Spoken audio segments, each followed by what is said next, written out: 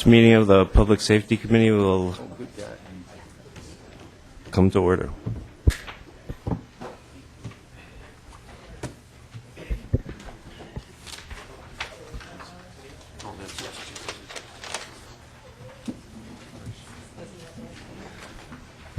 Representative Kieffer.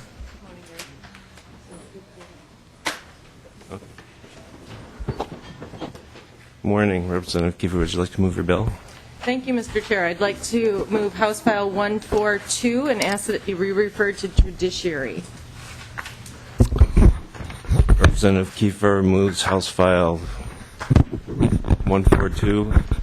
All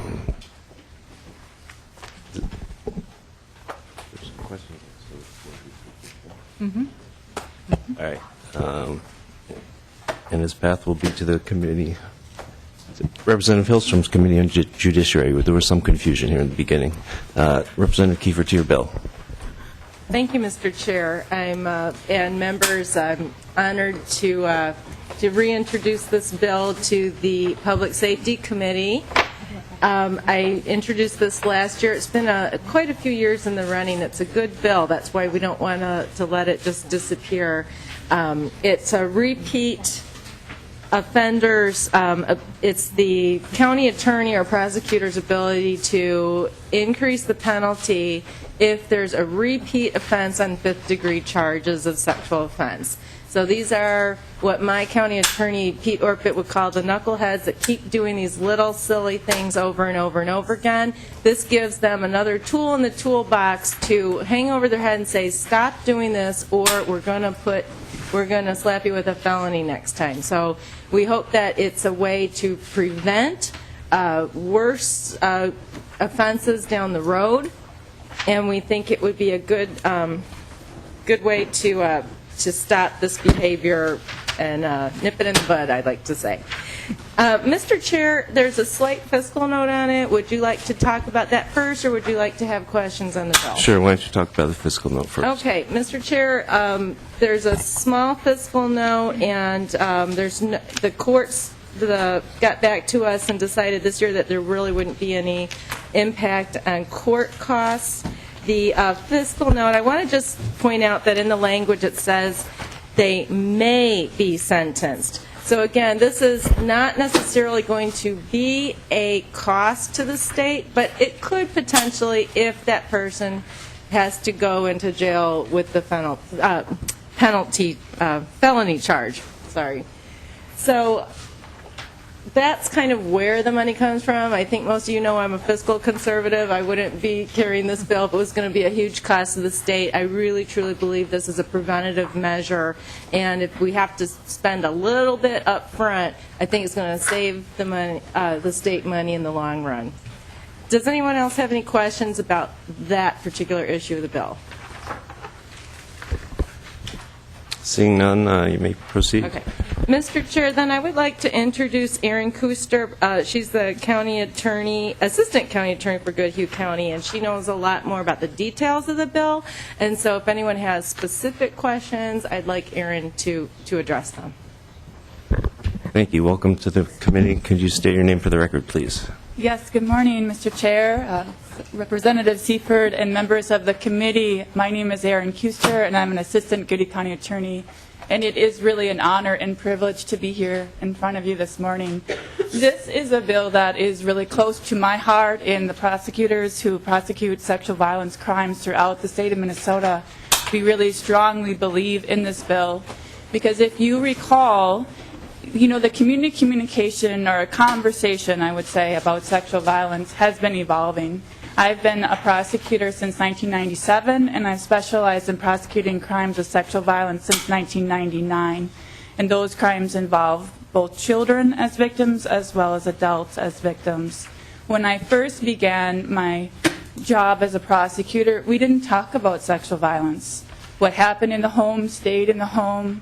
You know, people were shocked and awed about some of the crimes that were in the headlines. But now you can't open up your phone, you can't look on the internet, you can't read a newspaper, you can't turn on the TV without seeing the impact that sexual crimes have had in the community. And what has happened is this body, as well as the Senate, has responded to those types of crimes from the conversations that have happened in our communities. But what has been overlooked for years is this offense. Criminal sexual conduct in the 5th degree, people look at it as something that's really not that significant. That's something that we really don't have to be concerned about. But if we let individuals repeatedly violate members of our communities over and over and over again, and the penalty does not increase, we are not doing our jobs. We are not protecting those individuals in our communities that most need the protection. This offense, this bill, would bring criminal sexual conduct in the 5th degree in alignment with all of the other criminal sexual conduct statutes. Right now, this subdivision is treated differently. And it's quite honestly, it's a loophole in the criminal sexual conduct code, and it's been taken advantage of by individuals who are savvy enough to repeat violate against individuals in their most violent way down the line. They start small, just like in anything. You start pushing boundaries and you start small. And if the penalty is not anything great, then you keep doing it until you get enough courage to do something more violent. I would encourage you to move for the passage and to pass this bill so that we can work together to end sexual violence, not only in the community that I prosecute, but in the communities that you represent. Thank you very much for your time. And I'd like to introduce Donna Doomer. She has done who would like to say a few more comments about the bill. Welcome to the committee. Could you state your name for the record? Thank you, please? Mr. Chair and members. My name is Donna Dunn. I'm the Executive Director of the Minnesota Coalition Against Sexual Assault. I have very little to add, but a couple of comments that I would like to make. This measure came out of our Public Policy Committee, which is a multidisciplinary group, including prosecutors from really all across the state, who have identified those places where we need to close loopholes, as Aaron Kieffer so clearly said. And so we really are looking forward to this being one place where we have an opportunity to intervene at a lower level of offending, rather than waiting until we are at a place where somebody it gets a prison sentence or it comes into the prison system, when in fact maybe an early intervention could have stopped another victimization as well as some more serious crime.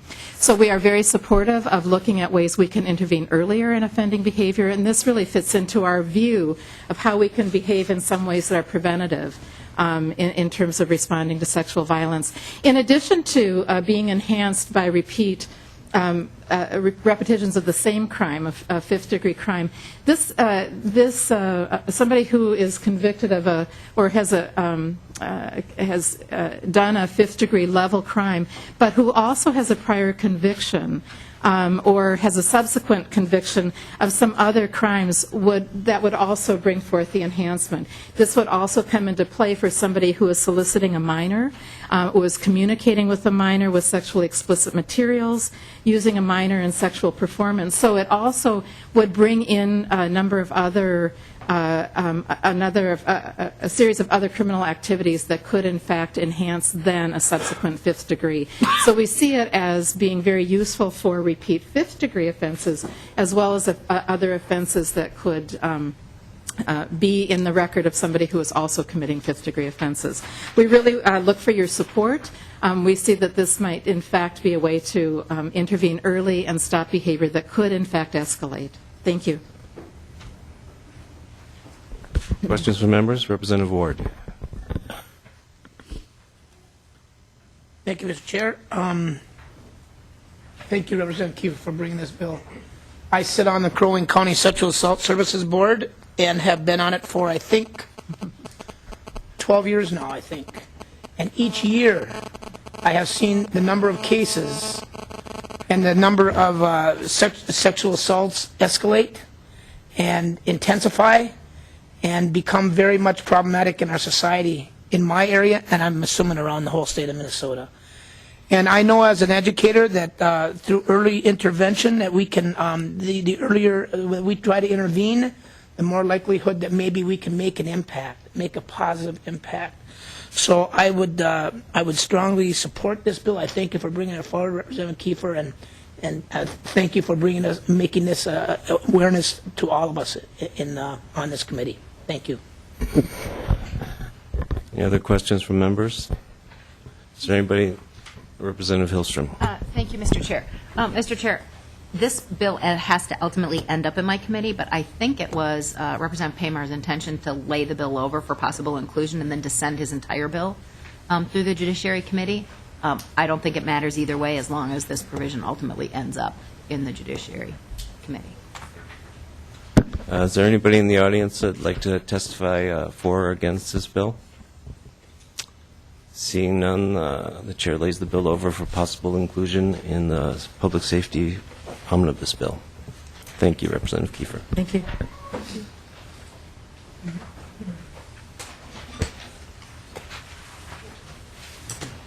Representative Simonson. Would you like to move the minutes? So moved, Mr. Chair. Thank you.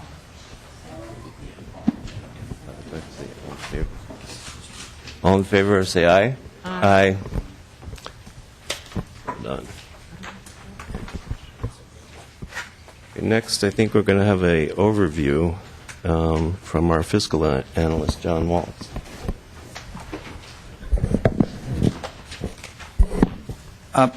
Mr. Chair, members, there's been some discussion, I guess some level of frustration from members about detail and budget information. I had a conversation with the chair, and I'm going to try to put together a spreadsheet that will have an additional level of detail on for all of the agency's budget requests than is currently included in the budget books. But included in your packet is a spreadsheet that I had prepared for the chair at his request when he wanted to see some of the actions that had been taken in recent years. And I don't intend to take up too much of the committee's time, but I told the chair that I could run through the spreadsheet. And so if everyone has a copy, essentially what it is history of the actions of this committee over the last 3 biennia.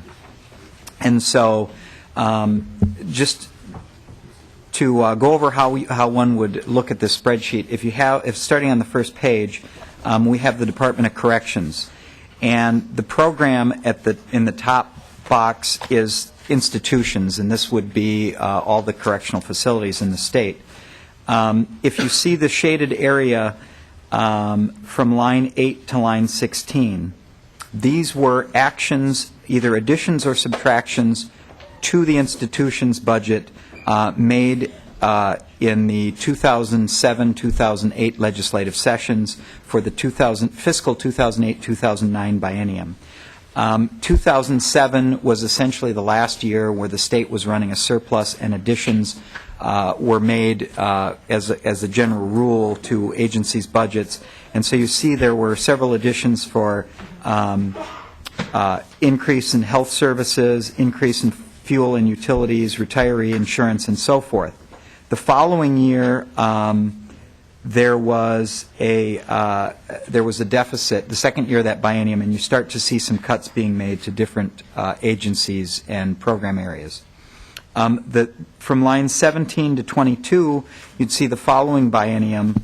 There's a shaded box, and it will show additions that were made to agencies and any corresponding cuts. So there were reductions on line 19 for efficiencies that the department had found that they could take advantage of. There were some short-term violator reductions and an agency-wide reduction. And again, the next shaded box from line 23 to line 27 would be for the biennium after that, any reductions or additions that were made.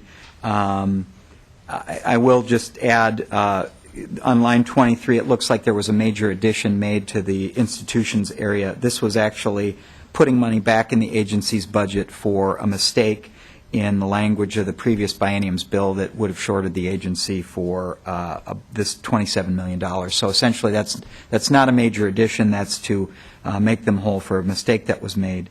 But if you look at the bottom of this sort of box for the institutions on line 34, you see that in 2008, the final appropriation for institutions was $323 million. And you can track this over the years. In 2009, it went up to 336, then started to be reduced to 332, a little bit more in 11 to 335, in 12 down to 327, in 13 to 328. And so you can follow any area that we have under our purview, how it's changed over the last several years. And without going over this line by line, that's just essentially what the spreadsheet would show, the actions made over the last 3 biennia, and you can track any program area, how it's either increased or decreased over the years. And if there's any specific questions, I can answer them, but that's the extent of the information that was requested to be put in the packets. Representative Uglum. Thank you, Mr. Chair. Yes, I'd like to commend staff. This is really a great step in the right direction, giving us some good hard figures on this and drilling down on some of these costs. So thank you very much. Any other questions from members? Seeing none, we will proceed to our overview of the Bureau of Criminal Apprehension. And while they're getting ready, I went on the tour the other day, and if any member has not gone to see their operation, I strongly urge you to go. It is phenomenal.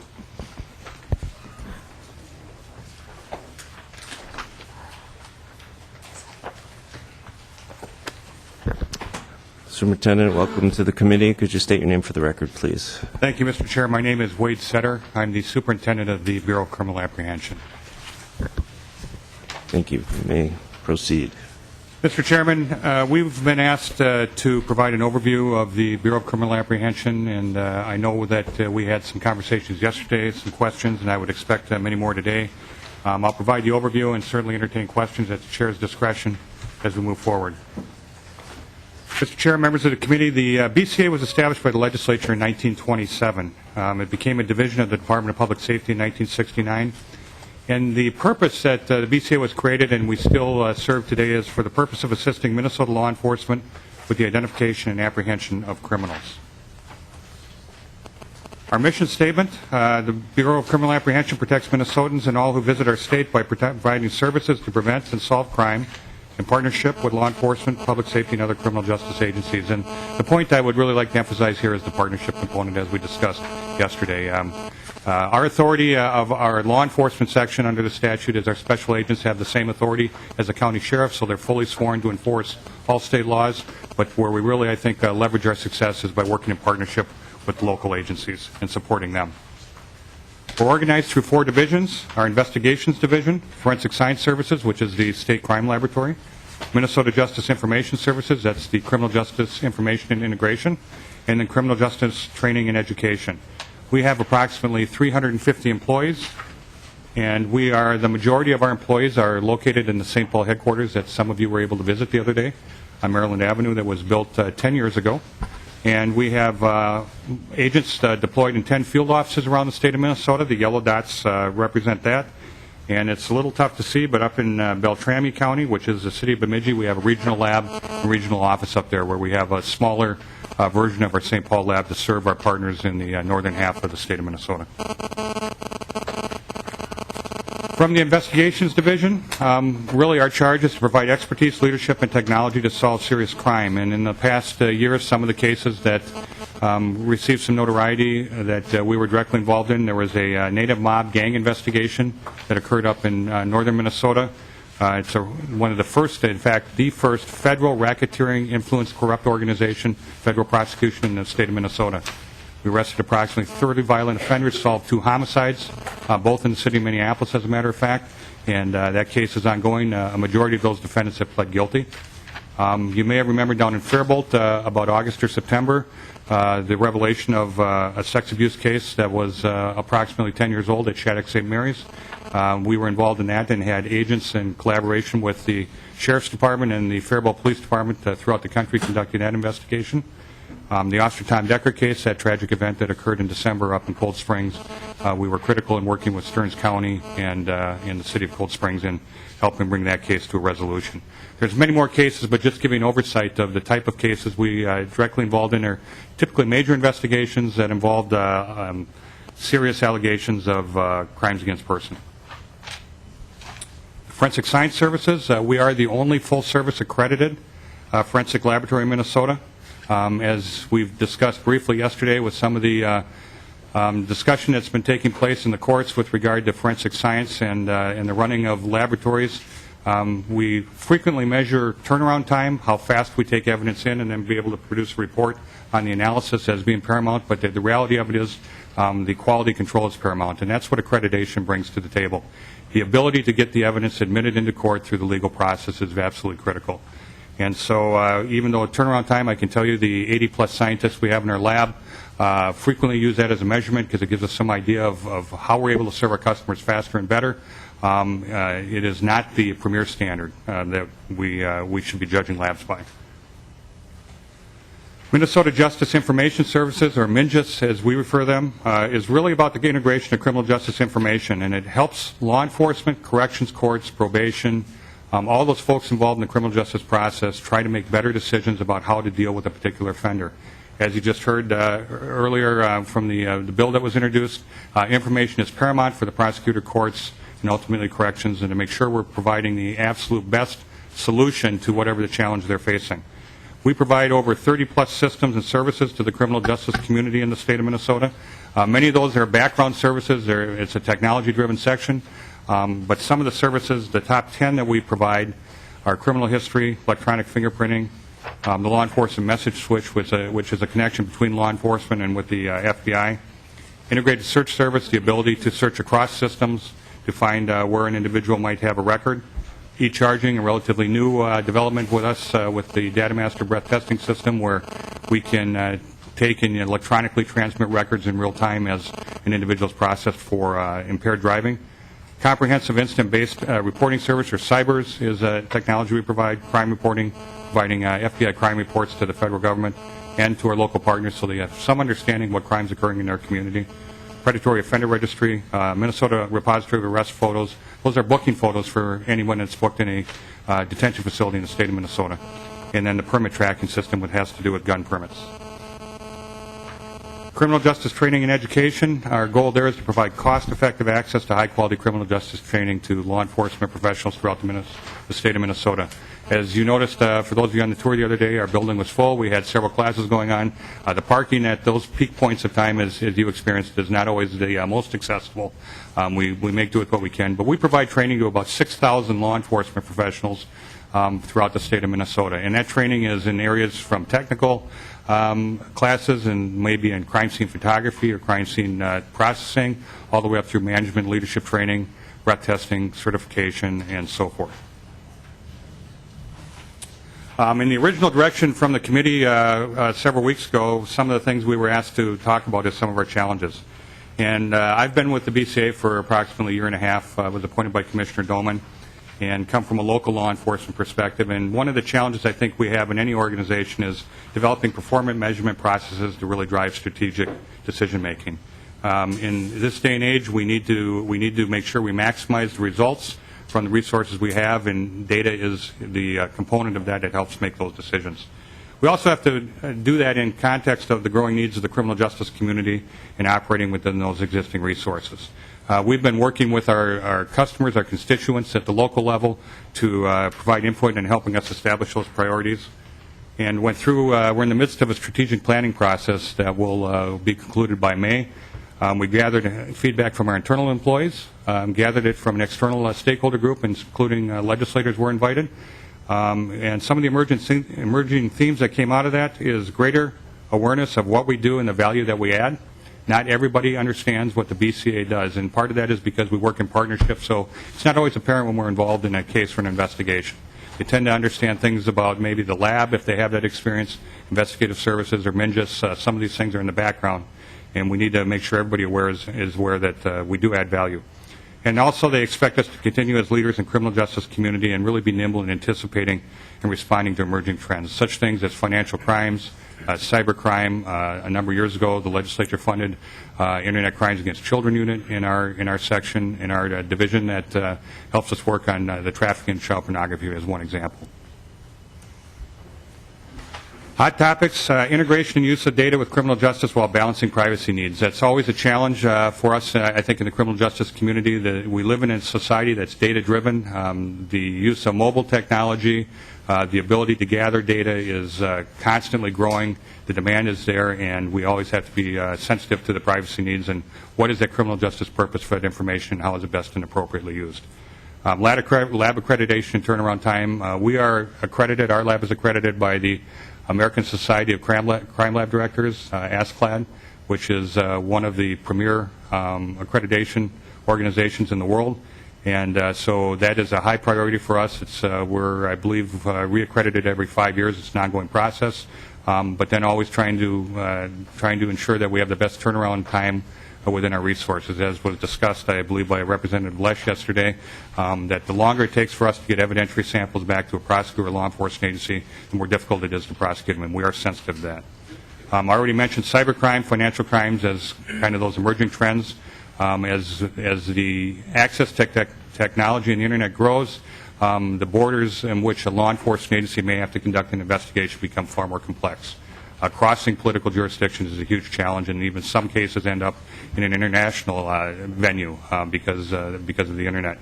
Synthetic controlled substances, and I believe on the 27th you're having an informational hearing on the impact of synthetic controlled substances. Well, some of our lab folks here as a resource, but that is an ongoing challenge for not only law enforcement, the criminal justice system, but for our laboratory as well.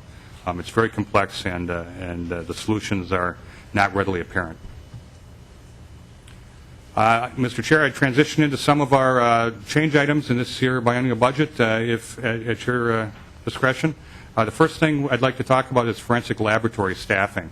And I'd also point out that I believe you've all received this folder today, which has a fact sheet in each one of these to kind of summarize some of the highlights of these particular initiatives.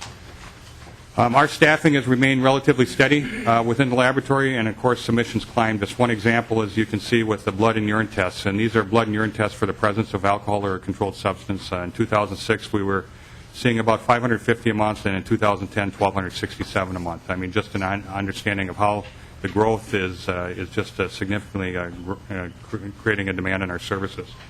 Crimes against person evidence is up 8% from 2010 to 2011.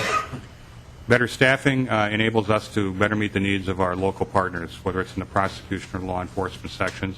And I would also suggest the Defense Fire has an invested interest in this too. And one of the things that we're able to do with our strategic planning is we were able to bring the Chief Public Defender to the table because we realize that, in particular the science area, it's neutral. Our organization is committed to the pursuit of justice regardless of where that answer takes us. And that means exonerating folks that are perhaps inappropriately accused of a crime as well.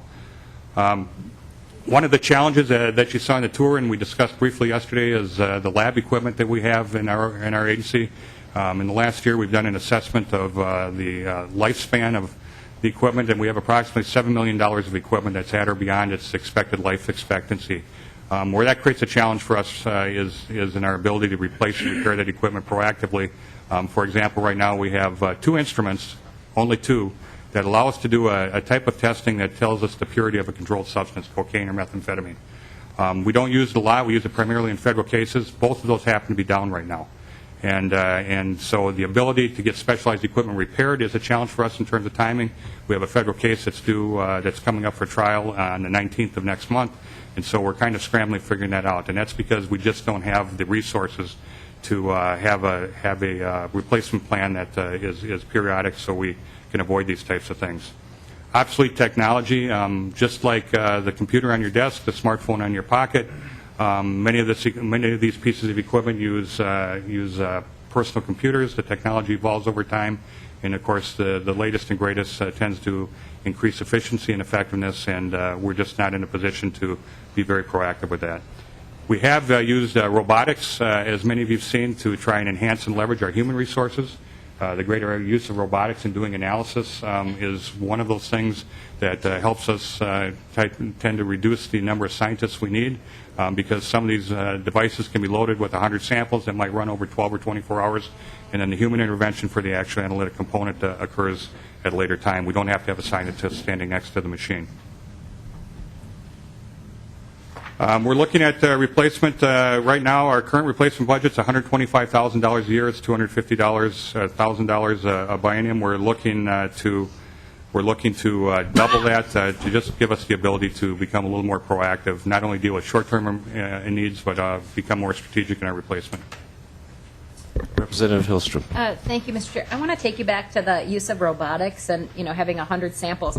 So then how, as then a prosecutor who then needs to prove that, in fact, the sample that you had matches the result that you saw, how do you take care of that, chain of custody issue or the issue the defense might raise of, is that really the sample that was in there, and how do you really know if there were 100 samples in the tube? Superintendent. Mr. Chair, Representative Hillstrom, that's a very good question, and that really comes back to the use of the computer technology that manages the samples. And one of the, I think, real advantages of accreditation is each one of those steps is documented and recorded.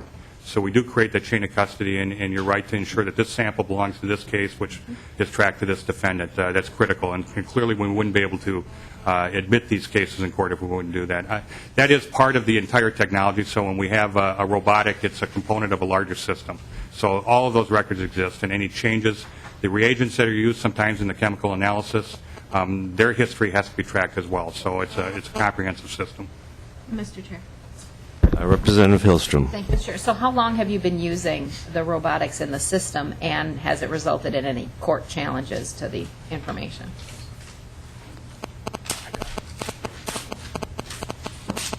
Sorry, Superintendent. Mr. Chair, Representative Hillstrom, you're pushing me right to the edge, Madam Representative. I have Frank Dolish, our lab director here.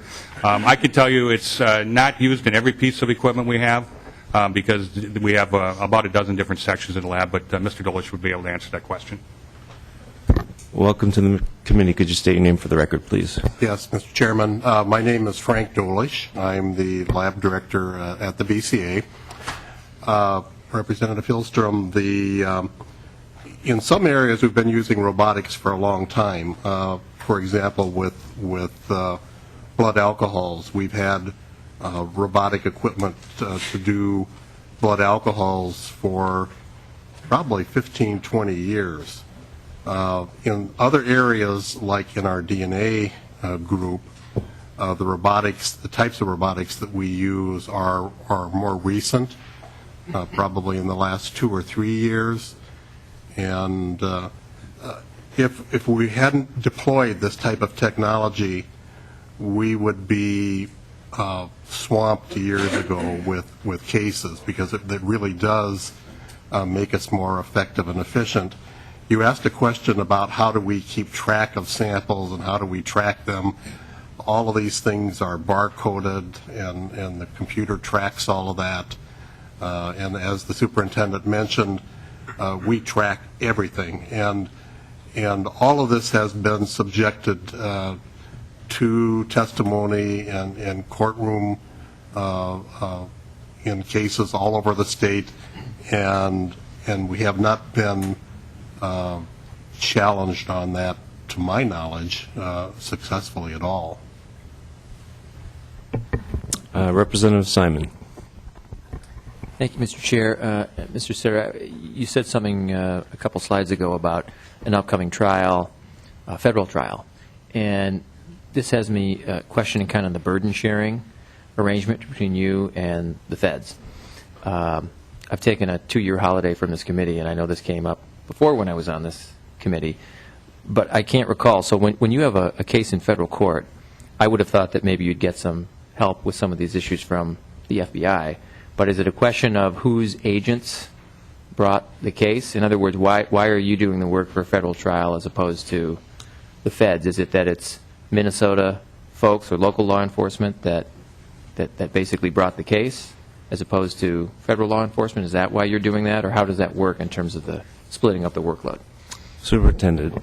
Mr. Chair, Representative Simon, a great question. In that particular case, the native mob prosecution that's taking place right now, we have an agent, one of our BC agents, assigned to a federal task force up in the Bemidji area called the Safe Trails Task Force.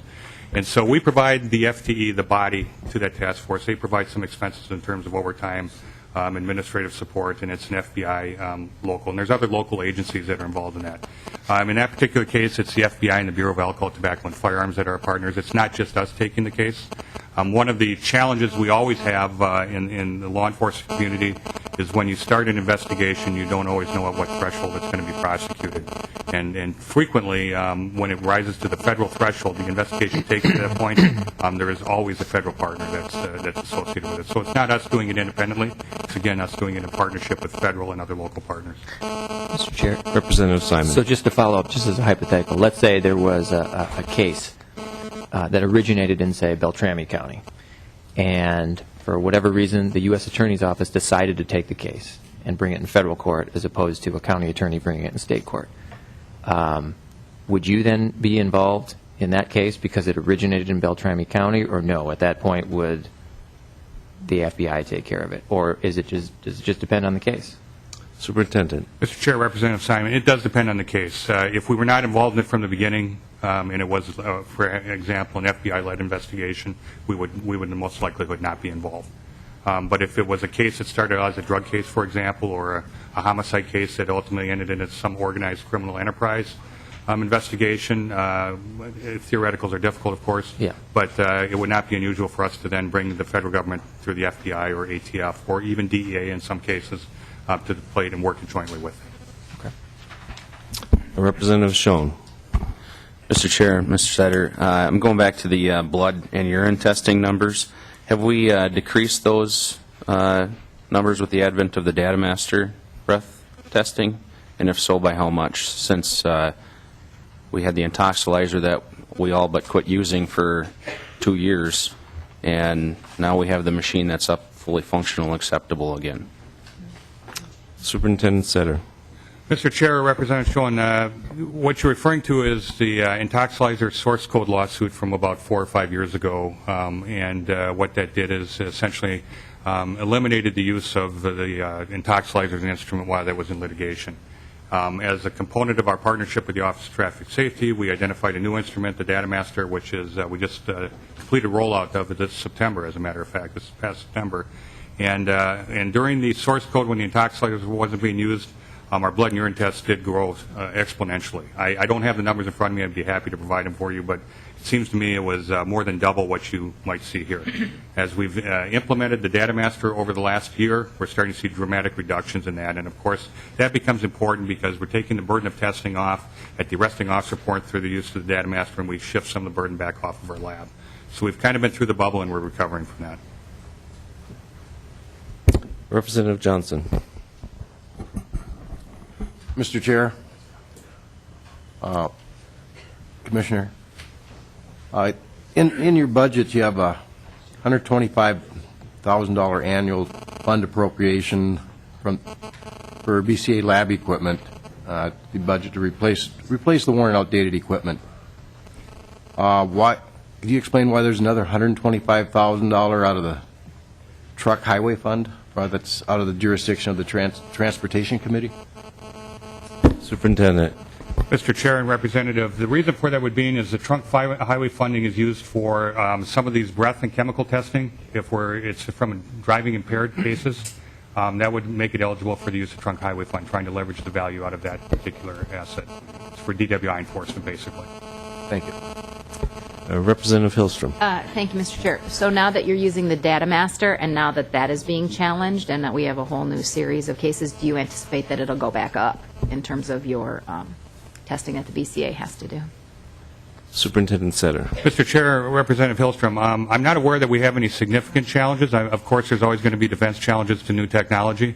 I'm not aware, and my staff is here to correct me if I'm wrong, but we are proceeding, and I can tell you just from the numbers we've seen on a monthly basis, the use of it is growing, and it has not been overturned or challenged to the point of we're not able to use it in court. Representative Uglem. Thank you, Mr. Chair. Superintendent, I noticed, too, in your budget, we're looking to increase staffing in the lab, hire some more scientists and things like that. 2 questions. Number one, rather than hire scientists, is it possible to use technicians in some of this testing in terms of, levels of expertise and things like that for running standard tests? Superintendent. Mr. Chair, Representative Uglem, I think if we just reflect on the last 6 or 8 months and some of the legal challenges we're seeing with using non-scientific persons in a non-accredited laboratory as a challenge. The ASCLD standards are very important because they provide not only quality control but lab standards that are necessary in order to reduce the opportunity for a defense challenge on the admissibility of a piece of forensic evidence. Scientists, I don't think it would. All of our scientists have a physical science background. Mm-hmm. For example, in the drug chemistry section, where we have two of our additions, it takes approximately 12 months to 18 months to train one of those scientists in order to be qualified as an expert witness. I don't know if that answers the question. Mr. Dolish is here. Mr. Chair. Yeah.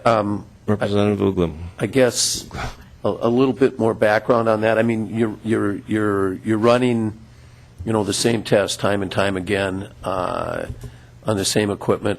I'm sure following the scientific method and chain of evidence and everything else. But so we feel that it's very important to have a fully degreed scientist doing this rather than a trained technician. Mr. Chair. Mr. Dolish. Representative, the answer to your question in short is yes. It is extremely important to have fully trained scientists. Just to clarify, we do use lab technicians where we can.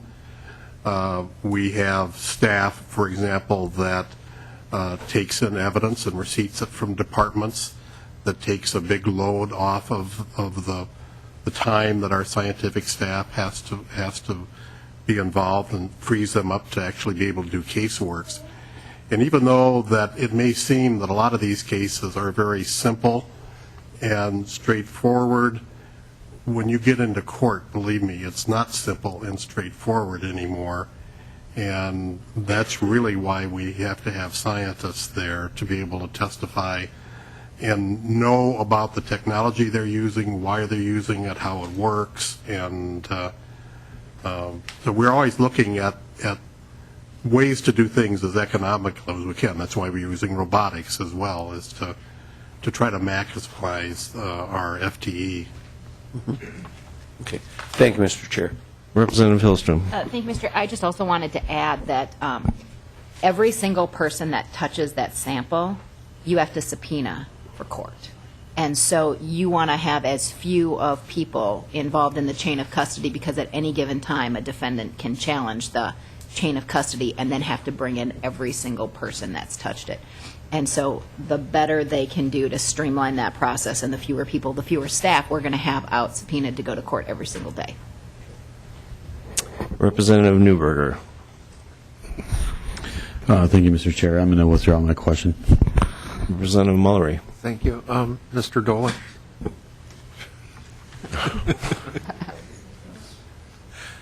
I'm proud I finally, after many years, was able to pronounce your name, because I don't look at what's printed in letters. 2 years ago, I worked with you a lot on that, all the new chemical compounds bill, and then last year Barrett carried it as the author. And what I'm wondering about is, how is that working out? And some of the issues I remember were prosecutors not using anything that was in the law. We changed some language there. Is that working? Another one was change some language on your ability to declare new substances. How is that working? Do you analyze new compounds that come in to see if they're something that would be a drug, having drug effects that are bad? Is that done in your laboratory? And how overall is that adding to costs, that whole? I know we're faced with huge problems, but is that adding to costs quite a bit or not? Mr. Dolish. Chairman, Representative Mullery, I'm glad that someone can pronounce my name. That's great. You asked a number of different questions, so I'll maybe bounce around on some of this. That's okay. And so the synthetic drugs have impacted our ability to do these cases quickly. They're more complex. They take us a lot more time. And because we usually don't have standards or knowns for these things, it also gets to be fairly expensive for us. I think that a lot of the things that were included in the bill last year are working quite well. But I will tell you that about probably a week after the bill passed and became effective, we were seeing new compounds that weren't included in the bill. So I think we had maybe 3 or 4 right off the bat. And I think we'll probably be covering a lot more of this when you have that hearing. I don't remember what the date was. 27th, to talk about these synthetics. So I'll have some staff here that can talk a little bit more about it. I haven't talked to the pharmacy board. They're the ones that have the new authority to be able to list these compounds, and I'm not sure where they're at with trying to include them by rule. And that was the other change that was made, and I guess I'd have to ask them how that's working for them. I haven't had a chance to talk to them recently about that. Well, Mr. Chair, just as a follow-up. Representative Mullery. I guess that worries me, that there's not much closer relationship between the two, your agency and the pharmacy board. I would think would, anytime anybody took a step anywhere, there'd be immediate contact, because what they do would hopefully be in effect the next day in your office, and if you see something, hopefully it would be acted on right away by them. Mr. Dolish. Chairman, Representative Mulry, we have communicated with them whenever we see these compounds. They also get information from local law enforcement that are seeing things out there. I have to apologize, I just haven't had a recent conversation with the executive director of the pharmacy board on what they're doing at this particular time, and we'll have that for you by that next meeting.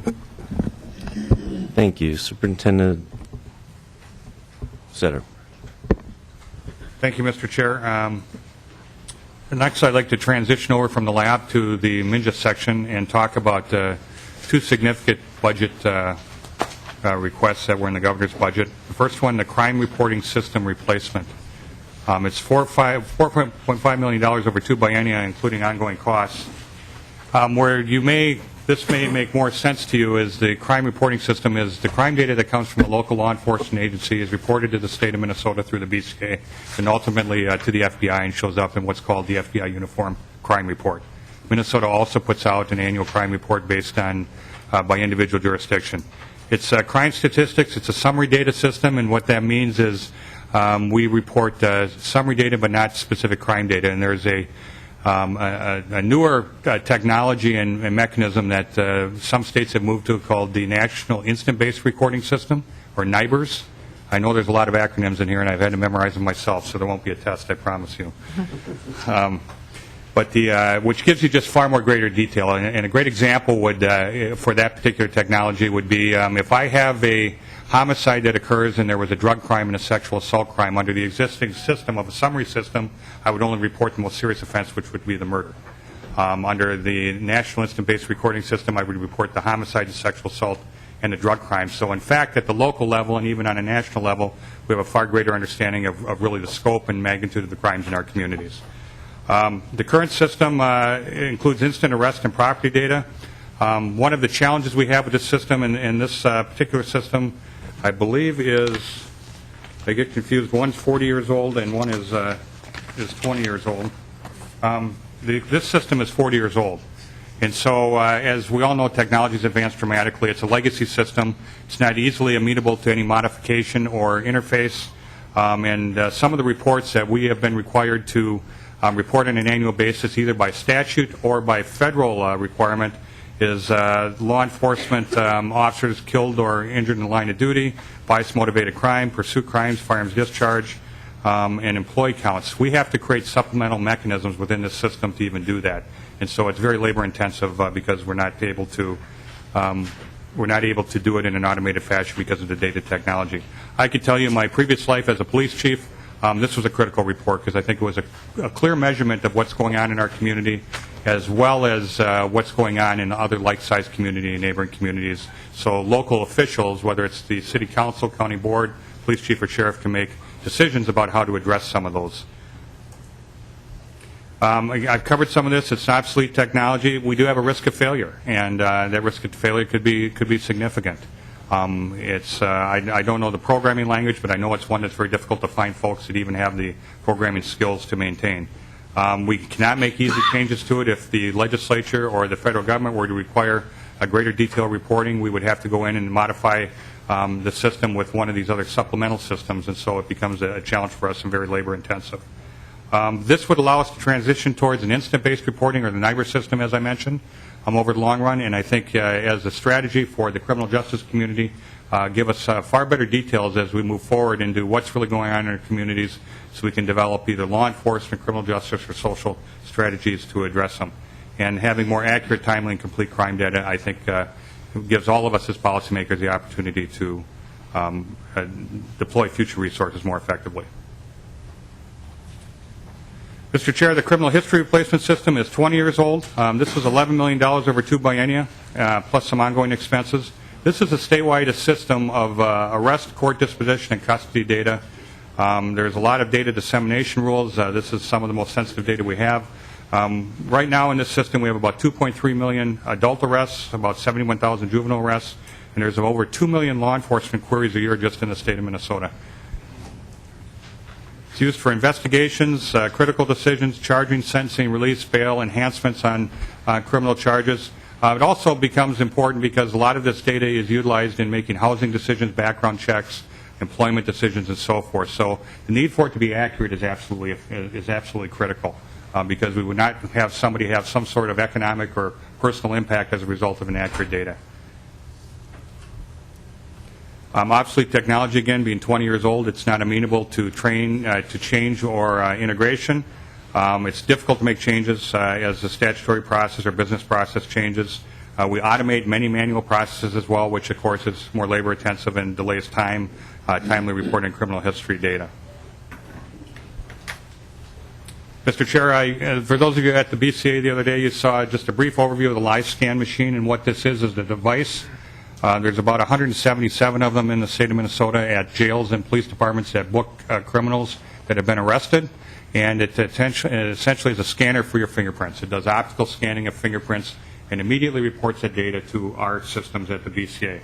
This becomes very important because in the old days when I was a young police officer many, many years ago, everything was done on ink cards. And so you have quality control issues when you manually ink a fingerprint of a suspect or a criminal. It's sent then to the state. The state would have to classify that and then try to do manual comparisons. That could sometimes take weeks or even months in order to get an accurate identification of someone. This now happens in literally seconds or minutes. And it's really critical when you are booking someone who has used a false identity and they're in the system before, we're able to correct that early on rather than have them go through the entire process.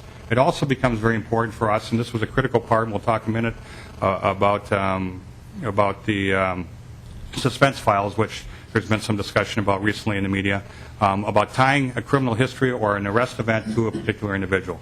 Again, it's important for the data to be accurate so somebody is not unfairly sanctioned for an arrest that's not them.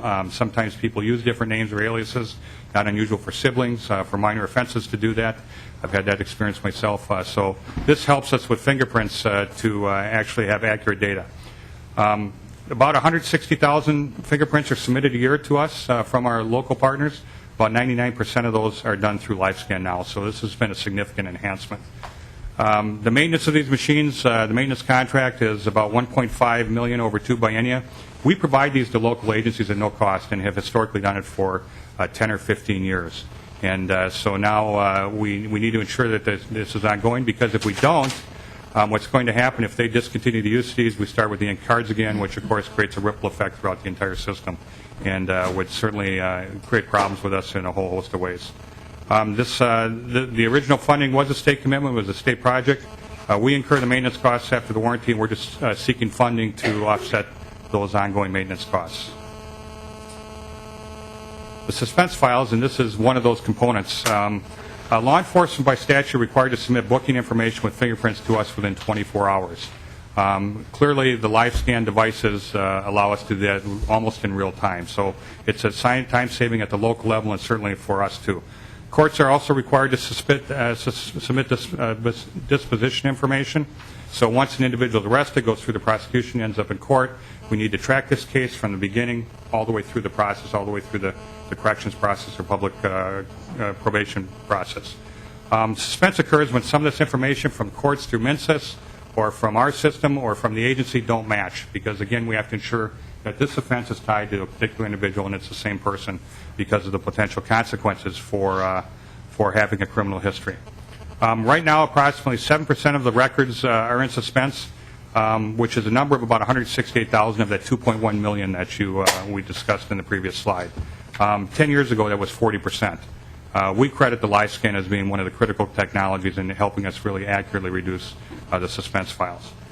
We've received these records since 1990, and once a record is detected in our system to go into suspense, in other words, the system thinks this arrest may belong to this person, but we're not sure because the data doesn't match, our technicians then contact the local agency, let them know that, and then provide them with whatever technical assistance that they require in order to bring the record out of suspense.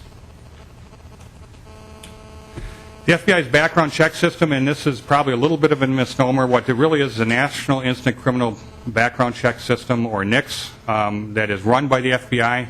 This is the one we talk about, and I know in some of the discussions you've had with regard to the firearms issues over the past a week or so of hearings.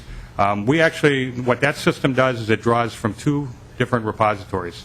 The criminal history system that we report to the FBI is then queried by NICS when somebody applies for a permit to purchase or a permit to carry a handgun. They go through the NICS system and then looks for warrants, people, and property. And then the NICS system has state and federal disqualifiers if you're a prohibited person. This system, we do not actually own this system. It's not in our facility. We provide nothing more than an electronic pass-through for when the query is made by a local agency or a firearms dealer. It goes through our switch to the federal system that's run by the FBI. Representative Hillstrom. Thank you, Mr. Chair. So do you provide data uploads then to that based on these convictions that you talk about, and then as you fix these suspense files, are those also being uploaded as well? Superintendent. Mr. Chair, Representative Hillstrom, yes, we do. Actually, what happens is we provide the data through the criminal history system to the FBI, and then the NICS system directly queries that system at the federal level. So that request doesn't actually go through us, but it's not part of our data, at least at our location. But it's the same data. Mr. Chair. Representative Hillstrom. Thank you, Mr. Chair. So then do you play any role in the mental health designations as well when someone's been civilly committed or any of that? Superintendent Setter. Mr. Chair, Representative Hillstrom, a perfect segue. Thanks for the softball there. Actually, as some of the discussions that have been out in the public domain and in the media about how the system works, they're not always accurate. The mental health data is actually maintained by the Department of Human Services. And so what happens is we have a mechanism, a query that runs through our systems where an individual, an agency, a sheriff's department, police department issuing a permit would make a query, and it would run and would essentially query the DHS systems. They would get a report back that there's a possible connection or hit is what we call it, and then that agency would contact the Department of Human Services to ensure it's the right person or maybe not be the right person, maybe a similar name or whatever. That's their responsibility to make that decision. The interesting thing about the civil commitment records, the DHS system has only been in effect since 2010, and I think it's one of these slides. We've only been providing data for civilly committed to state systems since 2010 through this system. Historical data is not active in this system, but it's available through a direct contact with the Department of Human Services. And and if there are commitments that are made at the district court level to a private facility, the district court may or may not report them. They should report them, but they don't always do that. So the mental health issue is a real challenge for us on a national level with this particular technology. I know there's a lot of conversation about it. But it's not a perfect system. Minnesota is only one of 14 states in the country that provides any mental health data through the NICS system. So we are far ahead of our peers, but as a society, we have a long ways to go on that particular issue. Thank you. Okay, I think I've covered that. The other thing about background checks that for the law enforcement section that is helpful to understand is the sheriffs and police departments, they're the ones making that decision about whether or not to issue a permit based on the application. We provide the data. Their record systems are typically part of that check. They should be checking their record systems. They would check the Minnesota criminal history, which has wanted persons and criminal records. The FBI records checks, which is the NICS system, and DHS commitment information. That's how you'd run it at the local level. In 2004, we built this transaction. I think it's a QDPC, I think, or QDPG. Don't hold me to that. That helps facilitate that process. But the system is not perfect because we're crossing systems and trying to query disparate data. Mr. Representative Hillstrom. Thank you, Mr. Chair. So is that the same process that a private gun dealer who has to run that background check then uses? Do they then get each and every one of those separate searches as well? Superintendent Setter. Mr. Chair, Representative Hillstrom, I'm going to invite Katie Engler, who's our senior legal analyst that knows this system inside and out, to answer those detailed questions for you. Welcome to the committee. Could you state your name for the record, please? Mr. Chair, Katie Engler with the Bureau of Criminal Apprehension. Representative Hillstrom, your question was about what a federally licensed firearm dealer does. They go directly to the FBI's NICS unit for their query. They do not come through the Bureau. But they're hitting the same repositories that the superintendent described when he talked about the NICS function at the FBI. Representative Hillstrom. Thank you, Mr. Chair. So they search the DHS commitment information, and they search our criminal background checks. Ms. Engler. Mr. Chair, Representative Hillstrom, no. They make their query to the FBI's NICS unit. NICS, in their NICS index, has court orders from Minnesota since the end of September 2010 for civil commitments. That's the information that they have available to them. They do not have access to the Minnesota Department of Human Services index of historical civil commitments. Okay. Thanks, Mr. Chair. Thank you. Superintendent. Sorry, Representative Ward. So, help me here, just educate me. I often hear Representative Cornish and others talk about, problems with the background checks related to purchasing a firearm or a permit to carry or whatever. So, and you referenced that earlier in your testimony, Mr. Superintendent. Is there a fix for backgrounds for mentally ill or criminals and Representative Cornish, I don't know if I'm asking it appropriately. Maybe you can help me with this. Is there, what can a BCA do, or what can, is there we sat here last week through a few hours of testimony and heard that over and over again, so I'll just ask you, is there a fix? Superintendent, et cetera. Mr. Chair, Representative Ward, it is a challenge. I think, as you've seen, it's not a simple process, and there's disparate systems, data systems here across not only state agencies but federal agencies, intrastate for folks from other states. Not every state has the same data available.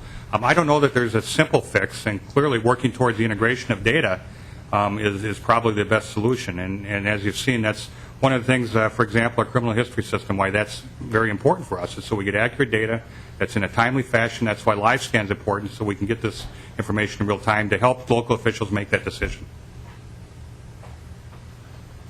Representative Cornish. Mr. Chair and members, ma'am, could you, Ms. Engler, could you define what you mean as civil commitment? Because when you say that, we think only sex offenders. So could you define what you mean by civil commitment? And then we'd probably have to have DHS come in at some point. And I suppose that'll take place in the Health and Human Services, but find out what the missing link is there, why they aren't getting the information in. But what do you mean when you're talking civil commitments? Ms. Engler. Mr. Chair, Representative Cornish, I believe, and counsel can correct me if I'm wrong, but Minnesota Statutes Chapter 253B provides a method for civilly committing individuals for a variety of issues: mental health, chemical dependency, mental illness. And when I say civil commitment in this context, you directed the courts to send all civil commitments to NICS in 2009. So we're not talking about sex offenders. We're talking about people who are civilly committed for treatment of some kind, whether at a state facility or a private facility. And Mr. Chair, then Cornish. Our problem is that even with that, it's only going back to 2010. And so before that, there's a whole mess of information that isn't there. And then another problem we have is when we do the stay of order and the judge allows them to go to private treatment instead of commits them, sometimes that information isn't going in either. So we've got somebody that's been adjudicated mentally ill and dangerous, but the records aren't going in for the NICS check, correct? Ms. Engler. Mr. Chair, Representative Cornish, you're correct. I believe the date was September 29th, 2010. Minnesota courts started sending civil commitment orders to NICS. One of the reasons that there's an electronic query against Department of Human Services records in Minnesota is to try to pick up some of the historical information for those individuals who are committed to the Commissioner of Human Services for treatment in a state facility. So we have some historical information available that way, but we do not have it all because we do not have all of the data for private commitments. And you are correct that if someone there's a stay, unless courts are choosing to send that to NICS, that's going to be at the court record system. Representative Cornish. Mr. Chair, hopefully Representative Hillstrom and I and others will completely fix this and make it a seamless product and get all the information in a bipartisan fashion. So, thank you. Thank you. Superintendent Setter. Mr. Chair, that concludes my presentation. Are there any questions from members? I just want to personally thank you that the tour that you gave us the other day was really eye-opening, and you do a fantastic job. And not only do you make this state proud, but you're one of the best in the country. And again, I would encourage members who have not been there to take the tour. So thank you, and this meeting is adjourned.